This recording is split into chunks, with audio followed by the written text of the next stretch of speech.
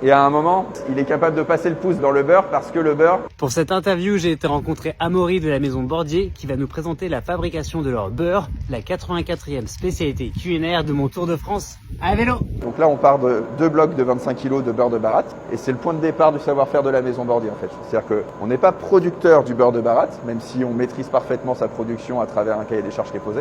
Mais nous, notre différence, c'est ce que tu as sous les yeux, le remalaxage sur plateau, qui est une technique du 19e siècle, qui avait été oubliée et que Jean-Yves Bordier a remis au goût du jour dès lors qu'il s'est installé à la maison du beurre à Saint-Malo.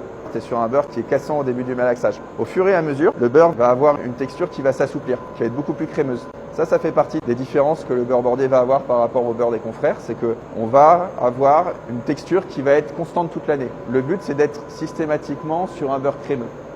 Quand tu sors normalement un beurre Bordier du réfrigérateur, tu peux tout de suite passer un couteau dedans. Le seuil, il doit l'incorporer suffisamment tôt pour avoir encore le temps de faire quelques tours de malaxage pour atteindre la texture qu'il souhaite. Et pas trop tôt non plus parce que sinon en fait il va pas s'incorporer comme il le souhaite. Et à un moment, il est capable de passer le pouce dans le beurre parce que le beurre va être suffisamment tendre pour lui permettre de sentir le côté crémeux. Ça lui permet aussi de sentir si jamais le beurre est irrégulièrement malaxé. La couleur, elle a évolué. Tu le vois pas là de manière distincte, mais la couleur jaune est beaucoup plus soutenue. On voit bien l'eau qui perle et ça c'est typique du beurre Bordier. Donc là, en fait, il est en train de préparer le format le plus volumineux qu'on est capable de proposer à nos clients, qui sont les mottes. Elles sont façonnées à la main directement après le remalaxage. Et le restant, après, partira dans l'atelier après. Une fois que le beurre est remalaxé, a été portionné en petits cylindres à ta droite, ils vont être façonnés à la main, tapés, avec les palettes que tu as devant toi, dans des formes différentes en fonction de la demande du client. Donc là, c'est pareil, c'est un geste qui n'est pas inventé par notre maison, mais qui a été remis au goût du jour, retravaillé par Jean-Yves Bordier.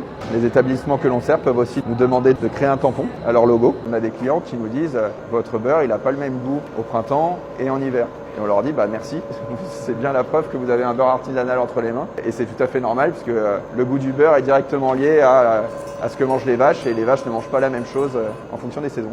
On voulait aussi vous présenter notre savoir-faire au niveau des arômes que l'on peut intégrer au beurre. Donc bien entendu, le demi-sel et le doux. Et le beurre aux agues, le beurre au piment d'Espelette, l'oignon de Roscoff. Puis pour ceux qui préfèrent les touches plus sucrées, la vanille de Madagascar.